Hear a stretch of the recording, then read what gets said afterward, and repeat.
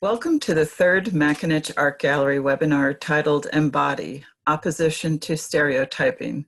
My name is Debbie Diston, and I'm the director of the Mackinac Art Gallery at Southern New Hampshire University in Manchester, New Hampshire.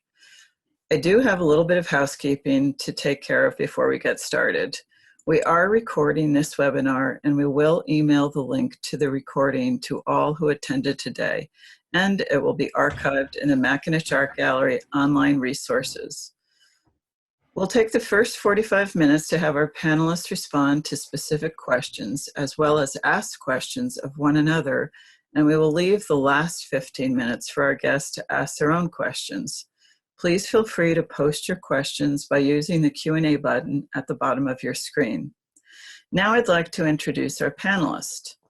Julie Lons is currently the Director and Curator of Art Collections and Exhibitions at Union College, Schenectady, New York. Lons earned her MFA from the School of the Museum of Fine Arts in Boston with a focus on video, sculpture, and installation, and her BFA from Boston University in painting with a minor in art history.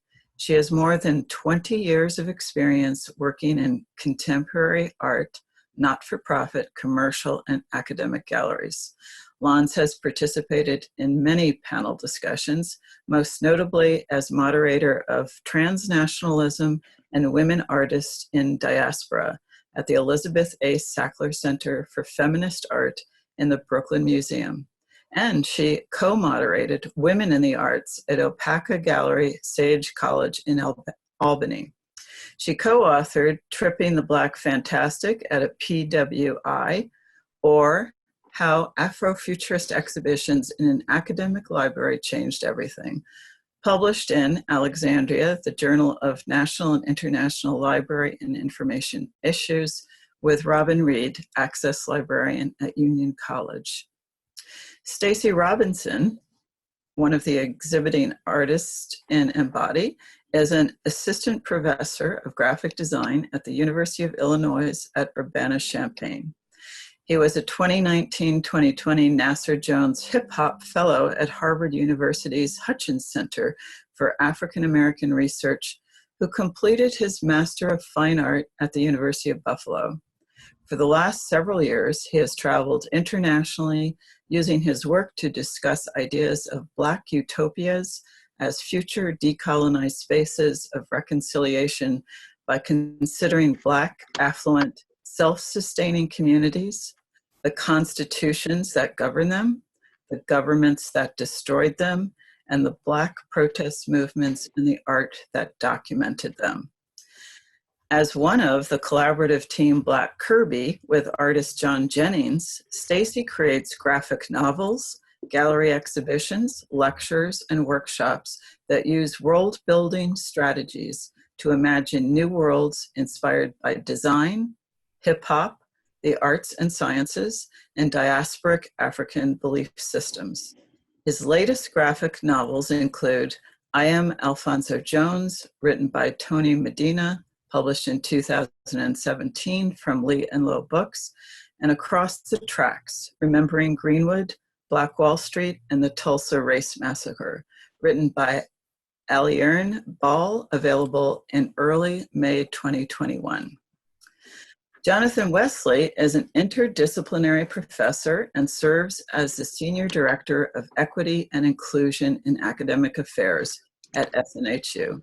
He identifies as a queer clergyman, scholar, activist, practitioner, and is a best-selling author of You Said One Thing, God Said Differently, which addresses the reconciliation of sexuality and spirituality. His diverse background in higher education has led him to be an agent of positive change. He holds a BA in sociology, Masters of Education and Higher Education Administration, graduate certificates in pastoral care, counseling, and leadership, and a Master's of Religion and Public Life. Currently, he is pursuing his PhD in Educational Policy Studies with a focus on social foundations and an anticipated completion of fall 2021.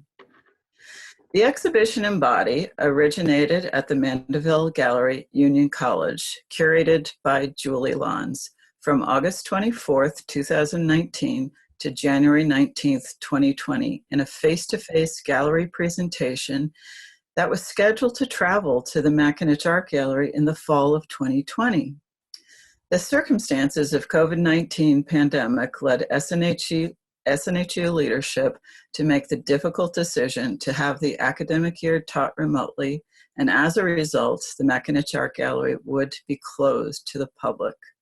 So we decided to present the exhibition in a virtual and digital format. If you haven't done so already, we hope that you will take the time to review the virtual exhibition and digital catalog. The links are in your invitation to the webinar. Embody features contemporary diasporic artists who use collage both conceptually and in some cases literally as a technique to construct identity and or selfhood within the mode of portraiture or figuration in the visual arts.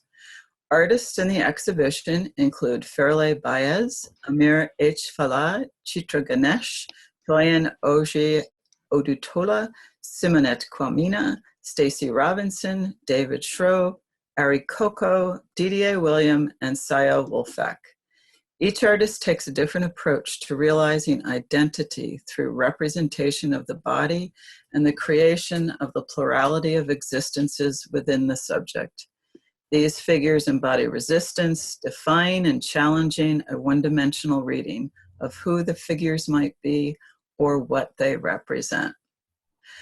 I'm going to start with the first question to Julie Lons. The medium of much of the work in the exhibition is collage. In the end of your catalog to the exhibition, the catalog essay, you state, by blurring the form through manipulation of medium, each artist creates an unfixed figure that cannot be metaphorically captured or stereotyped. Could you elaborate on that? Absolutely, Debbie. Thanks so much first for having us. It's really great to be here with Stacey and Jonathan. So to elaborate, I think if you spend some time looking at the artworks in the exhibition, in the virtual exhibition, you'll notice that it takes more than a moment to digest what's happening in each piece. They're not a quick or easy read about who the subject matter is, because piecing together all the disparate elements that are collaged to make the whole take a lot of time. So I'm thinking we could probably look at Stacey's works to illustrate this. So Andreas, could you pull up? Thank you. So if you look at the work on the left side, so Harold and the Fifth Element, there are a number of different things going on here. There are wings, there's the African mask. These are showing historical cultures and ancient cultures. And then the one on the right, which is Cosmic Listening, also has wings, but then she has kind of a jetpack and kind of a technological type of hood or a helmet. And then they're both situated, all three are situated within the cosmos. So there's a lot to look at.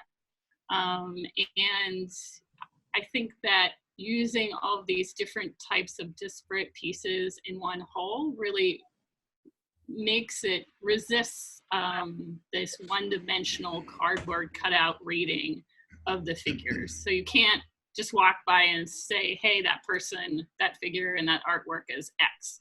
There's just no way of doing that. And I think that we can all appreciate that we don't want to be seen as one thing, that we're all multifaceted, and that these pieces really get to the core of that.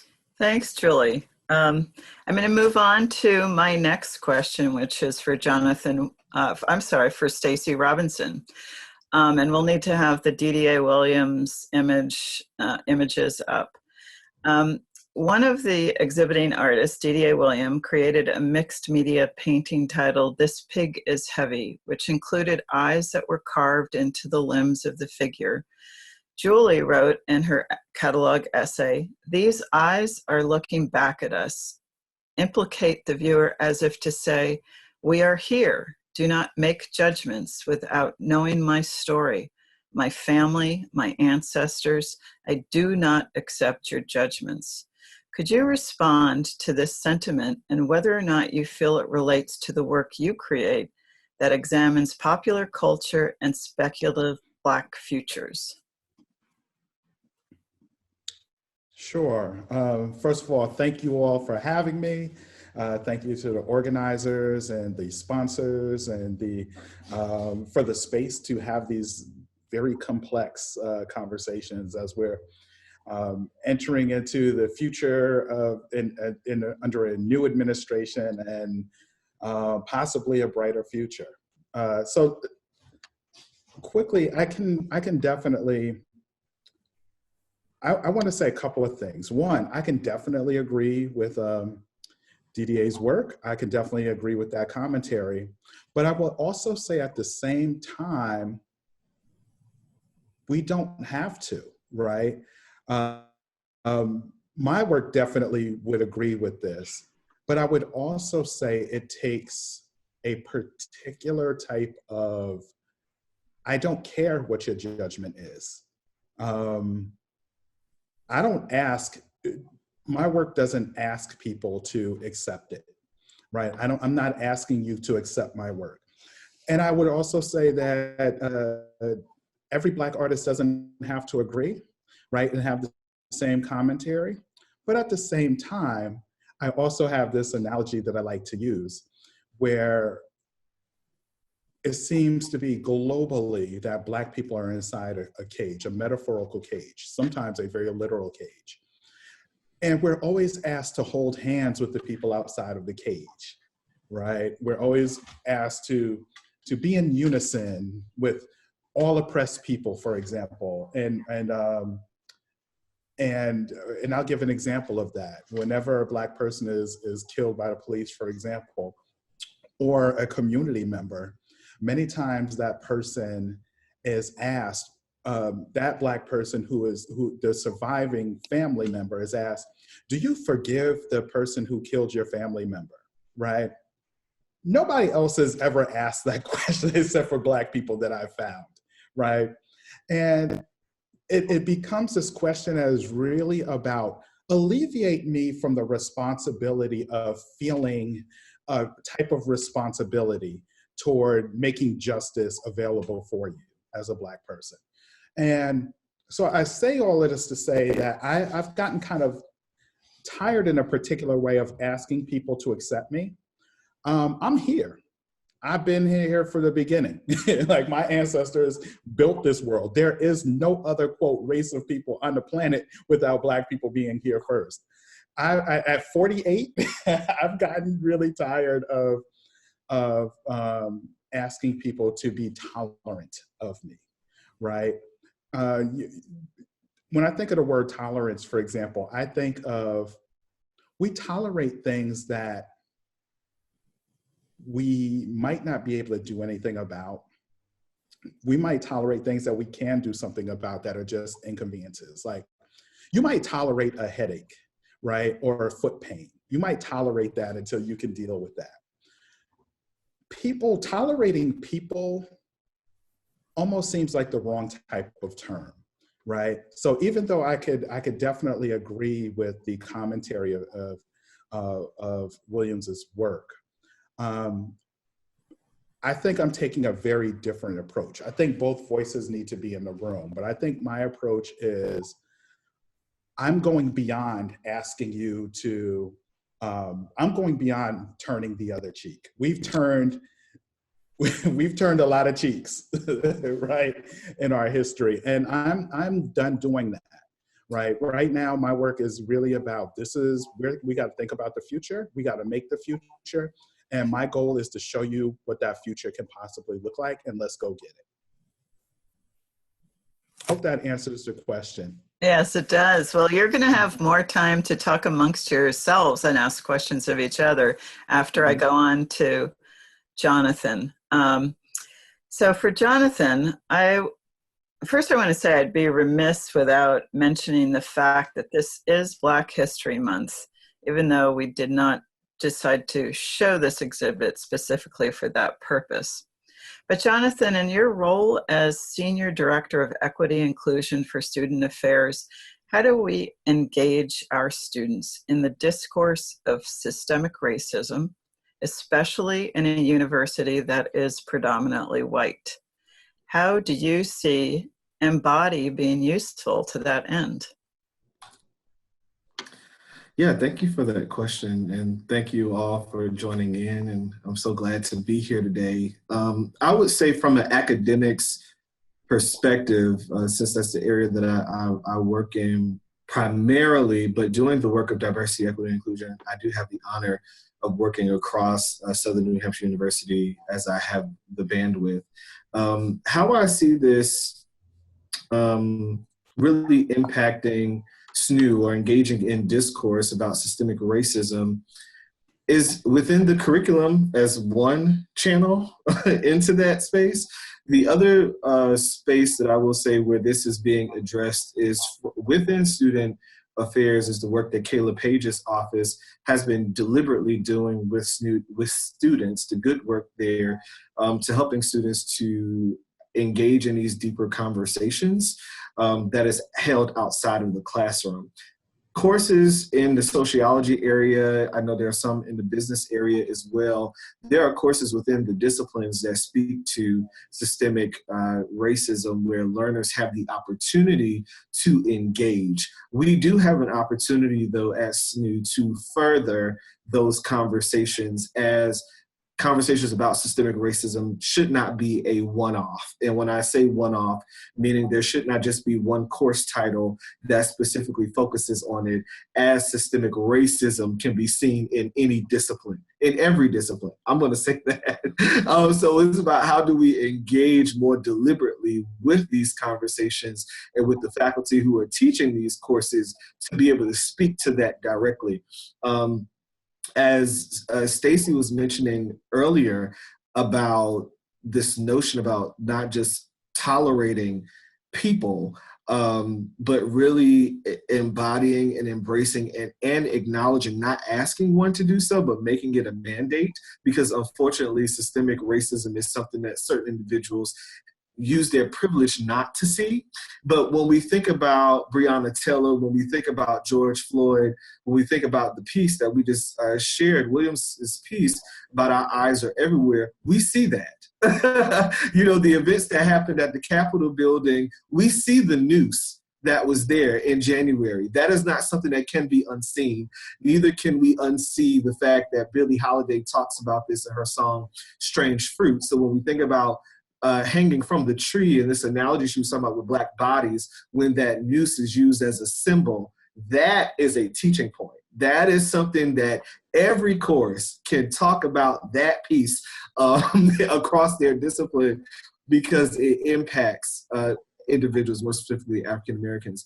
And so I see this work within Embody as being an important tool to take some of these creative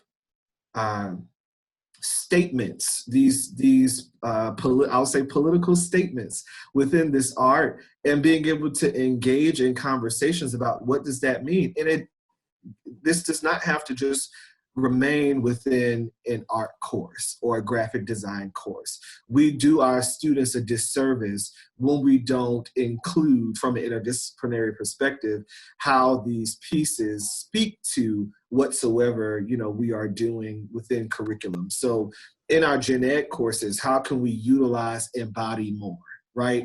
How do we have additional sessions like this so that learners are encouraged to come? You know, faculty, from what I've gathered, need a break every now and again. So what does it look like to have another session like this where we're able to critically engage with learners who have some pre-work to do, and then come to the session and then we talk about this, and then they're able to take that frame and continue on in their academic journey. So that's what I would say about how SNU is addressing this, at least from one of the UC perspectives, but also from our global campus perspective, as we are still one university, we are having these conversations about systemic racism within courses, as well as the other intersections of identity that come up in our curriculum, so that we can become more culturally competent and responsive as an academic unit. Thank you, Jonathan. The university is very lucky to have you in there doing that good work. I'm going to ask all three of you the same question right now. The pandemic has forced the cultural community to use virtual and digital platforms to communicate about the important works of curators, artists, performers, and a myriad of other creative individuals and groups. We face the challenge of understanding the effectiveness of these modalities simply because we're not gathering together in person. The sustainability of these digital platforms is undeniable. We can reach a wider audience at less cost, along with producing a smaller carbon footprint. What would each of you like to see developed or enhanced with any one of these modalities as we move forward, especially as we move forward into hopefully a face-to-face reality in the near future? Either one of you can start first. I can just talk. Oh, Jonathan or Stacey. Nope. I'm just going to talk quickly about what happened at the beginning of the pandemic, where art museums and art organizations really, they rushed to do the 360 tour, the virtual tour, and there wasn't a lot of thought about what the goal was, what the bigger goal was about, you know, was it to replace the in real life? Is it to bring in new viewership? Is it accessibility? Is it something else? How does it fit into our programming and our larger goals of our departments? And I think that's first really the best question to ask. Like, what goal do you want to fulfill? And Debbie, I think you've done a great job because you were thinking about these things even before the pandemic and with SNHU because of your global campus and students, and knowing that this was going to be very important even before the pandemic. So that I wanted to put that out there, as it's really important to ask the question why before Absolutely. you start doing it.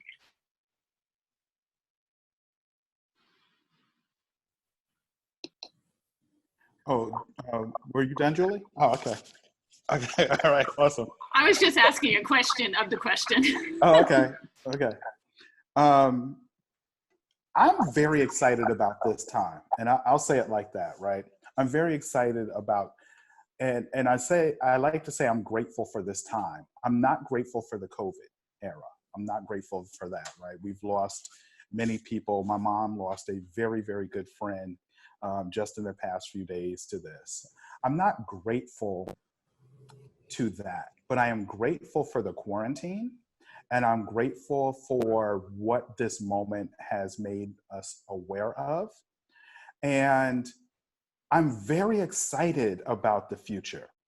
And the reason I think that, I'm looking at that and thinking about that is because in a particular way, universities, colleges and universities had to think more equitably, right? In order to stay relevant, in order to stay open, they had to create virtual platforms. They had to make that available for students. They couldn't charge students for room and board if students aren't there, right? School became more affordable. I'm very excited about what this means for the future. Will we decolonize our university? Will our university system become less elite? Right, I'm thinking about that scripture, and Jonathan, you and I have a lot to discuss because my religious background is such a huge part of my work as well, and I'm constantly in contention with it, right? But I was thinking about that scripture where the story about a rich man who had a party, and he invited all of these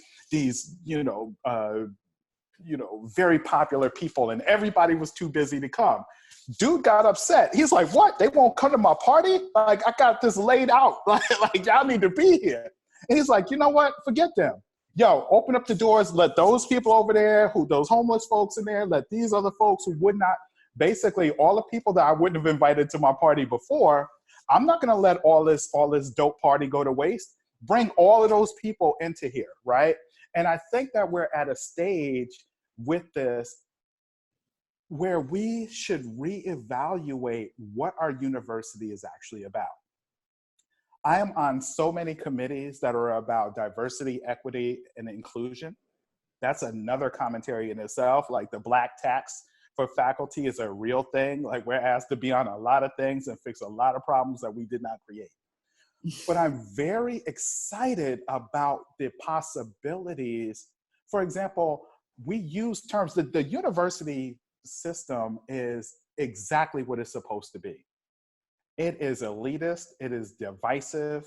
We call them departments and divisions, right? We even use the terminology, right? And we lock people out, right? We lock people out. For example, I don't know what my career would not be what it is right now if I did not have a terminal degree, right? That terminal degree is access. I'm excited about what our university, the potential of our university system, where we cannot prioritize sports like we used to anymore, where we're going to have to really prioritize education, right? The athletics will not save us from the inequitable tomorrow.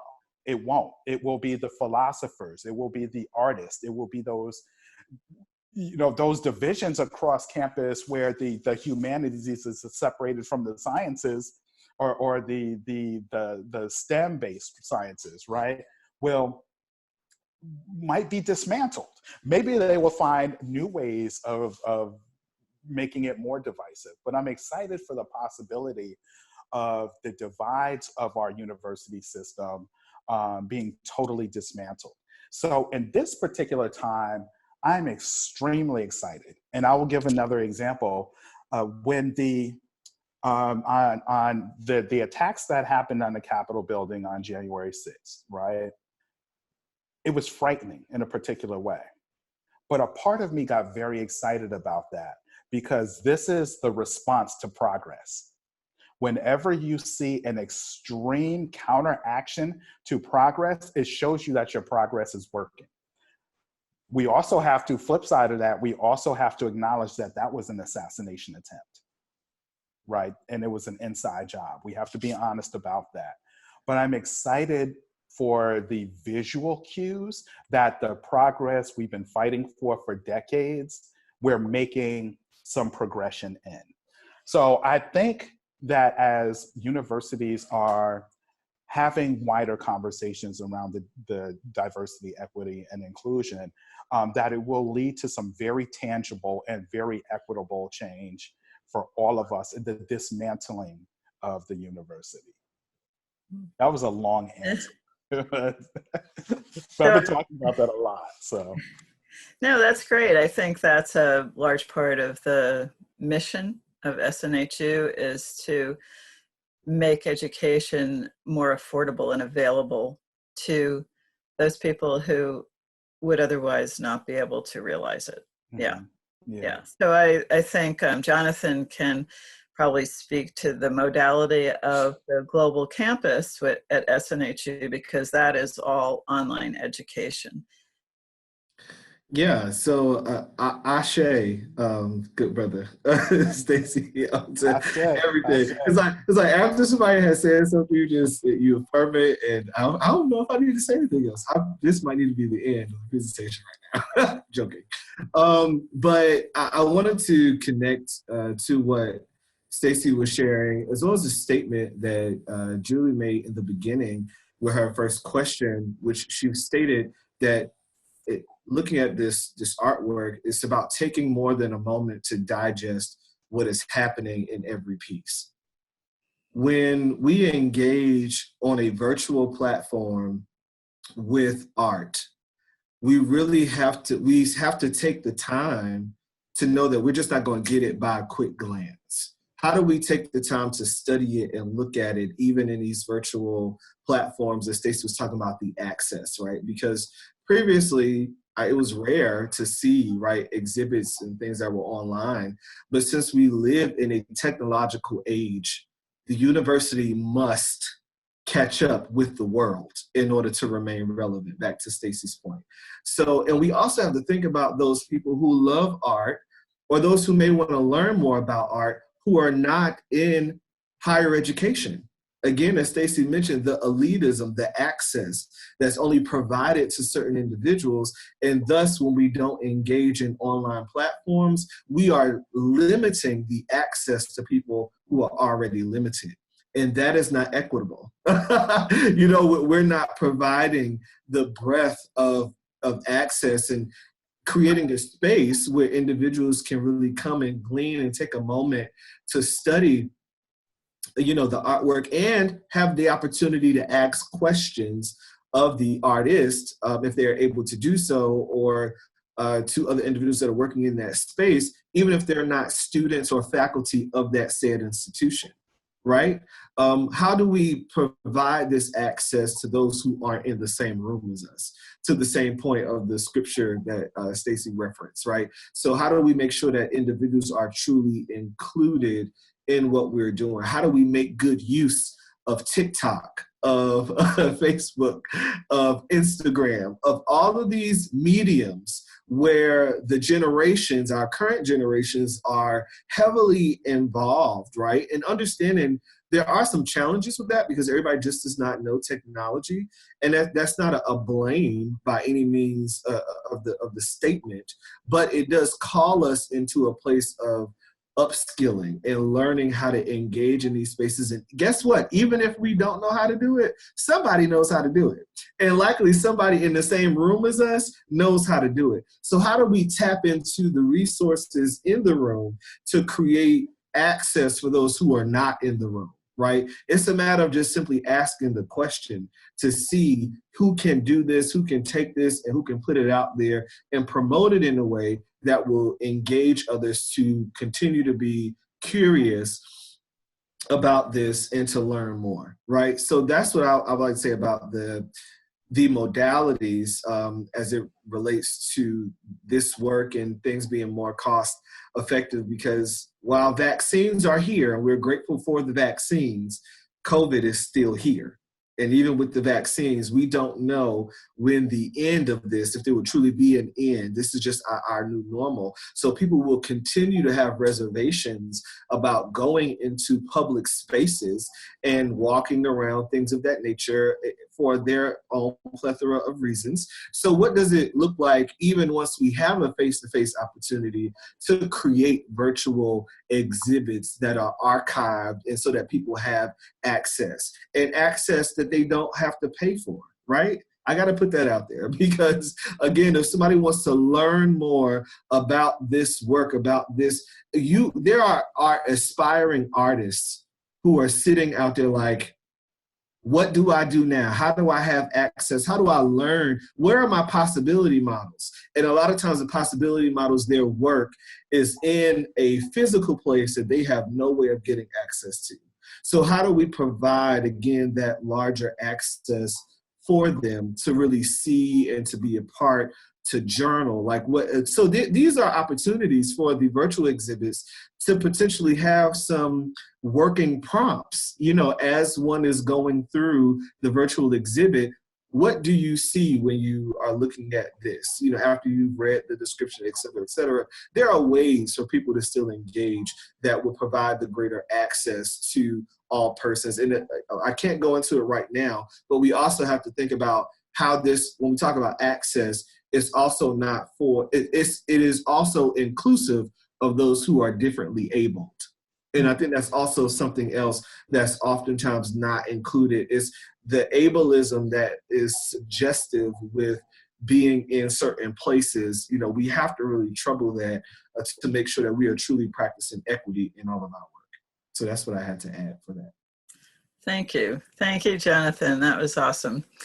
Now we're going to have a little bit of time for the three of you to ask questions of one another before we open it up to our guests. And if you want to refer to a work of art, we can bring that up as well.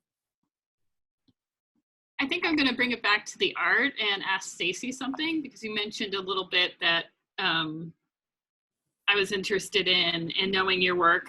I think it would be interesting for the attendees to know about how your work exists and thrives outside of the academy and also outside of the contemporary art world. And what is that like?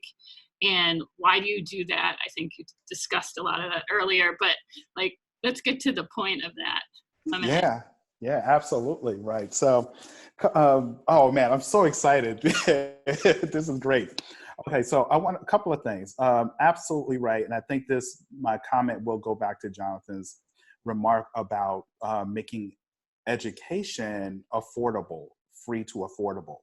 And my artwork thinks about that, right? So when I got into the academy, I was 41 when I went to grad school when I was 41, and I lived a life, right? And I was a successful artist, but I was working jobs and I was not necessarily happy or et cetera. I was in the space where a lot of people might find themselves and in life. And my inspirations were community activists. My artist friends many of them were community activists.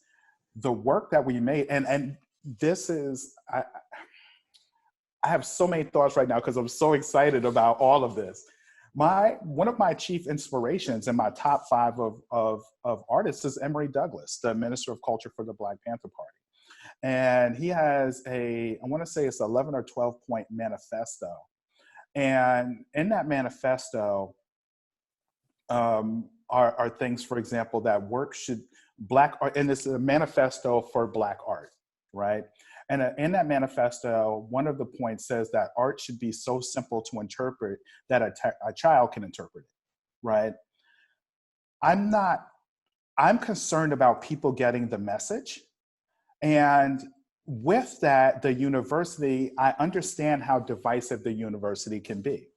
For example, our journals typically are only read by, if I'm exhibiting or writing for an academic journal, it might be for graphic designers. The only people that are going to read them are graphic designers, right? I'm submitting a piece to the, what is it called?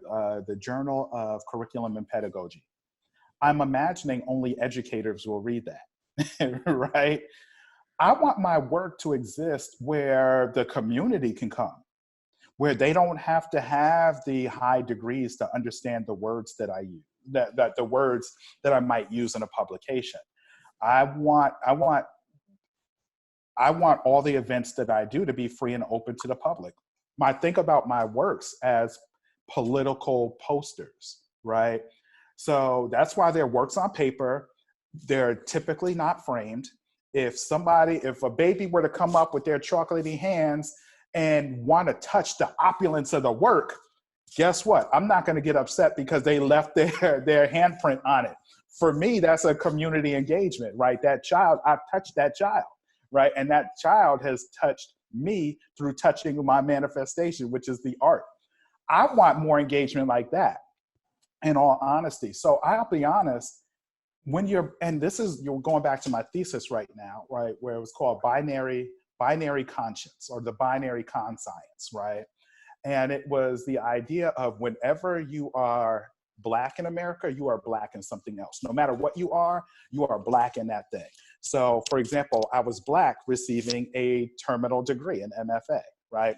I was Black with this very religious past, for example, where I was a deacon in the Christian church. I grew up as a Jehovah's Witness.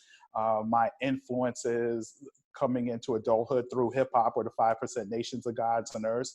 I spent some time, I was what would be considered a 90-day wonder in the Nation of Islam. Like I spent time with them for 90 days. And I went to Catholic school growing up, right? All of these things influenced me. Yet with the degree, I still don't consider myself free.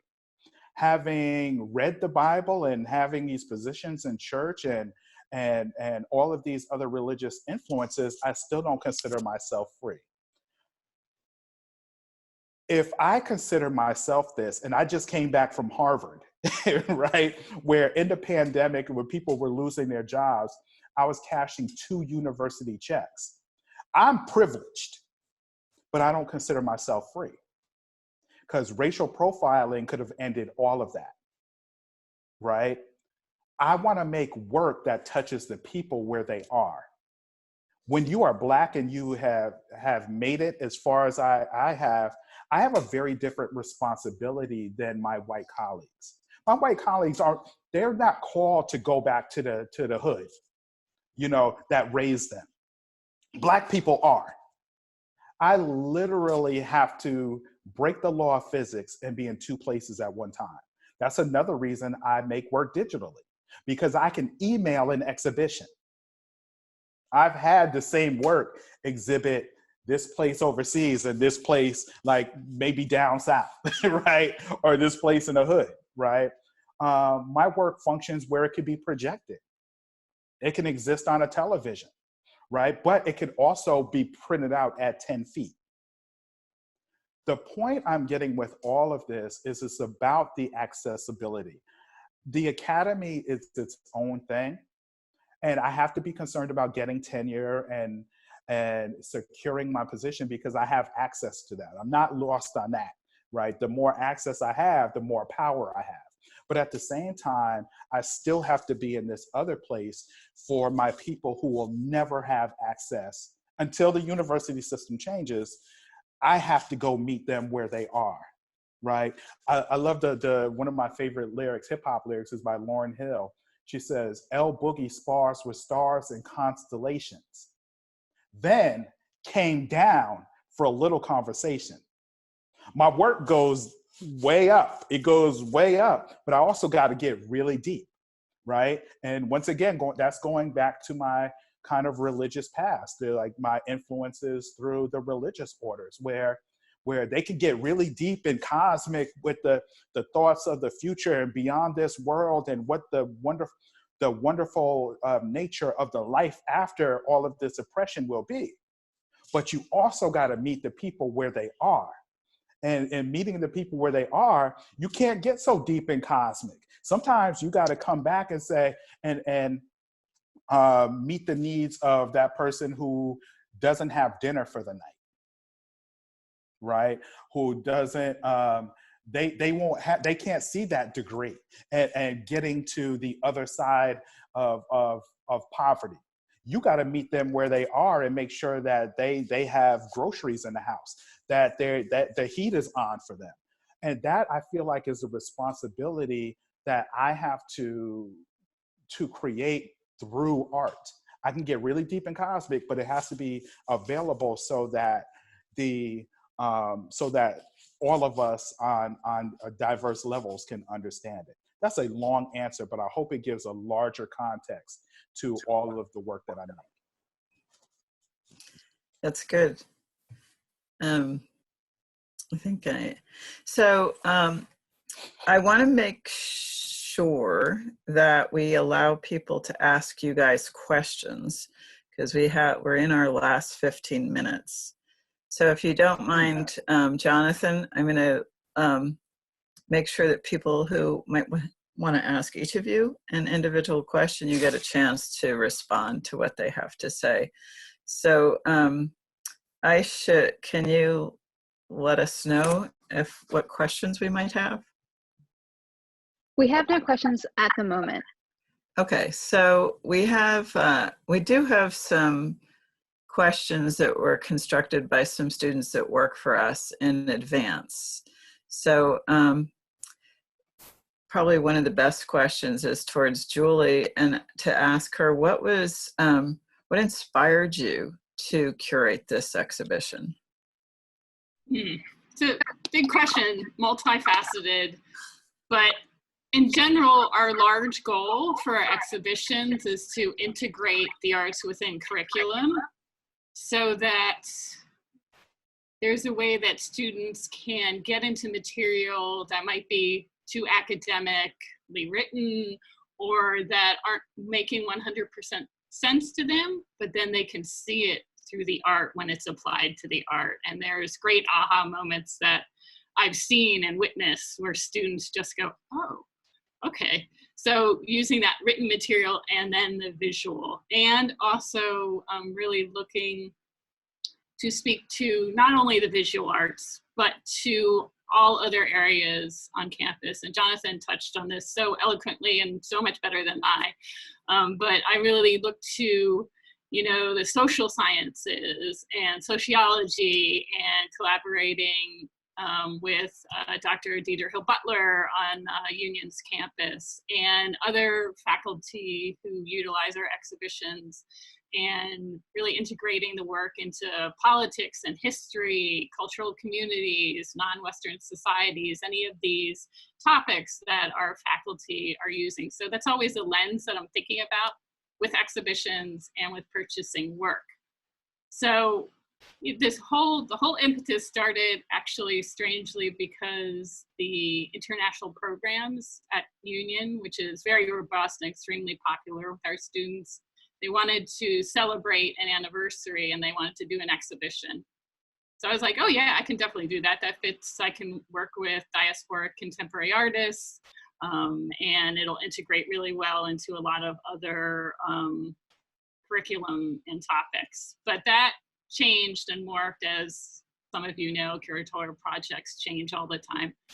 And that ended up being a small exhibition in the library. But I still took that kernel that I had and started thinking about Wengichi Mutu and her exhibition at the San Francisco MoMA in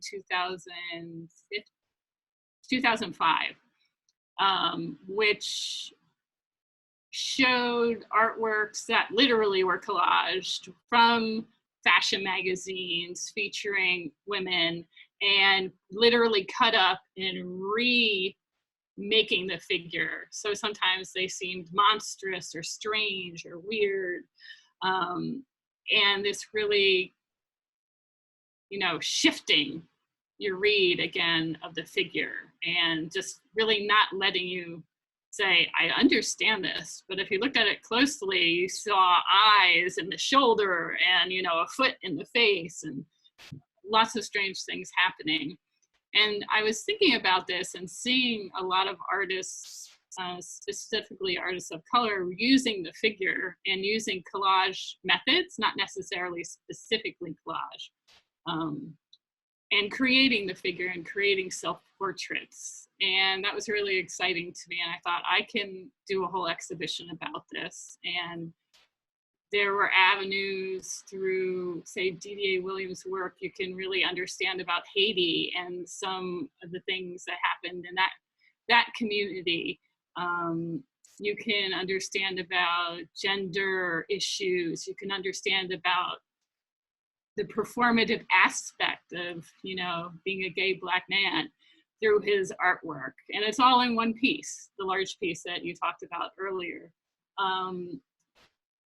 And it was really exciting. In other pieces, you can see the immigrant experience about migration, the history of, St. Grenadine and, or the Grenadines and St. Vincent.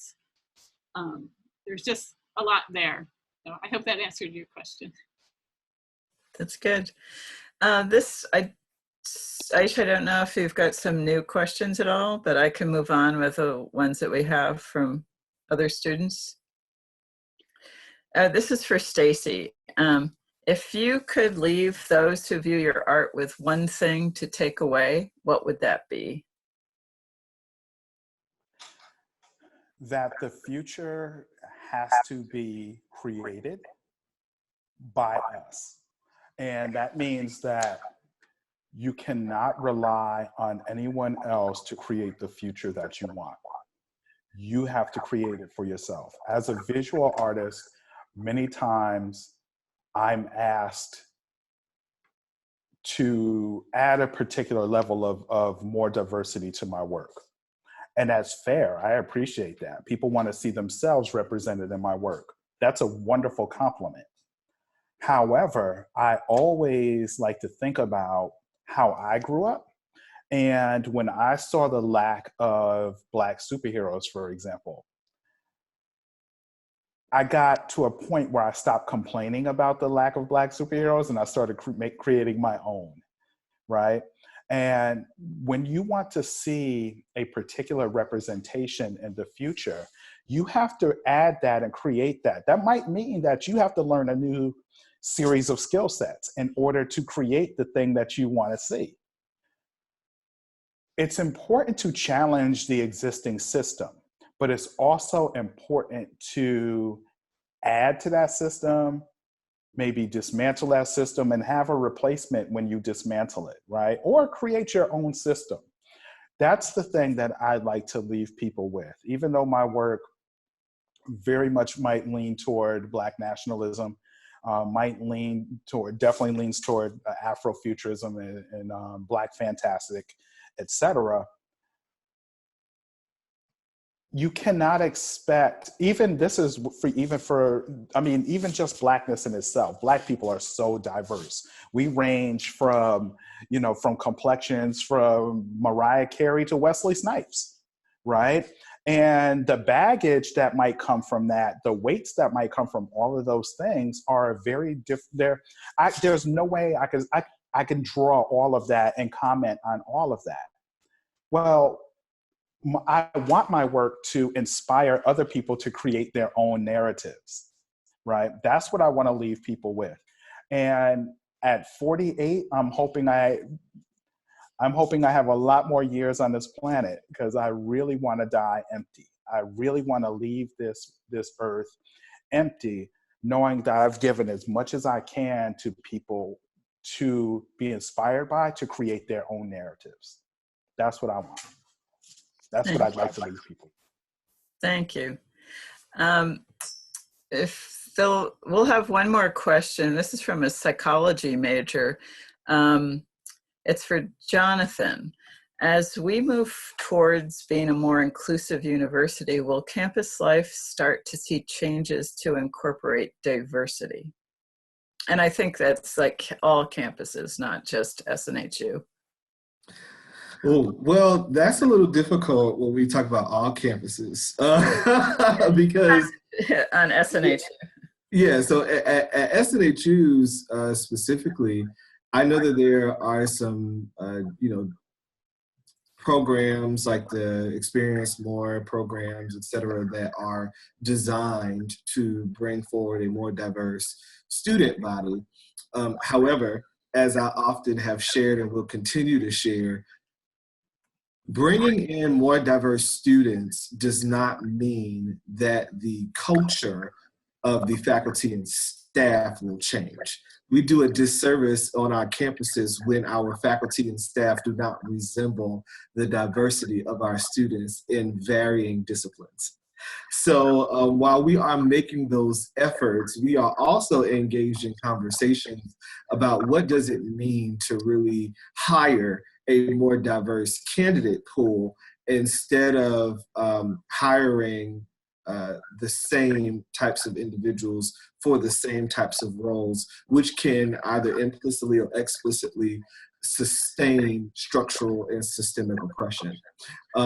So there are changes that are on the horizon. This work takes time, so it's not something that happens overnight. With shifting any culture, it takes a lot of work. And so as I am committed to that work and have other individuals at SNU who are definitely committed to that work, which I'm really grateful for, to be with individuals, especially within the academics area, that are committed to learning more, to doing more, to talking about these issues and engaging in ways that can cause some form of systemic change to our institution. Yes, so the dial is moving. It may not move as fast as some learners would like to see it, or some of us who are faculty and staff, but the dial is moving. We just have to keep on trucking away, and things will manifest themselves. Great. I want to see if maybe amongst the three of you, someone might have a question of the other that you'd like to put in. We have 5 minutes left. I had something really quick if I could. Stacy, I'm glad that you shared about your work and not being able to speak right to all nuances or all intersections, right? Because that you can comment on that for the rest of a lifetime, right? Um, but I did kind of want to ask about or how do you see yourself nuancing more within work as it relates to the intra-racial tension within the African American community, within the gender constructs or the social constructs of gender, being a binary of male female, and lifting those who are gender queer or those who are trans. As I lifted Breonna Taylor and George Floyd earlier, and we see some works around them, there was also a trans woman by the name of Iana, a Black woman, who was beaten terribly in June of last year, but there was no hashtag for her. There was no art for her, right? So there's some erasure that definitely happens there. And also the connection within deeper religious traditions that go outside of, and I love your religious background, but like tapping into the African religion of the Orishas and things of that nature. Like how can you, I guess, see your work evolving and troubling those spaces of religion, gender, sexuality, ableism, etc.? Yeah, so the pieces that you're looking at today are from 2016, right? So 5 years ago, I was in a very specific place. And in many ways, I hope that I'm always in that place. I say hope, but maybe not, right? And what I mean by that is my perspective right now is I will always categorize Black first before anything else, because we have identified as many things, and I'll give an example. We sexually identify differently, right? But we are still Black. And this is what I mean by that, right? We are Black, but we have not defined what Black is. We cannot define what Black is until we are outside of colonialism. While we are inside of a colonial space, we can only respond.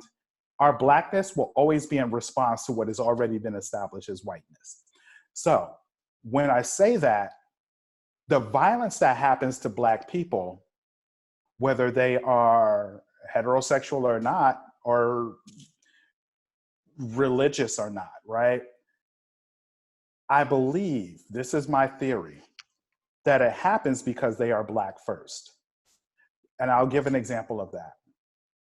When Tamir Rice's murderer pulled up to that park, that police officer did not ask him how he sexually identified, what his religion was, or any of those things.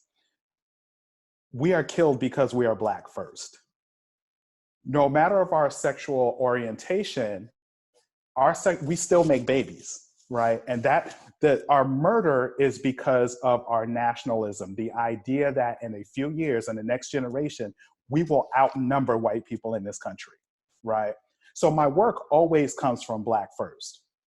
In reference to our various identifiers, my work is starting to deal with that, starting to look at that, and starting to think about that. But it will still always prioritize Black first. But I have some contentions with how we practice as Christians, right?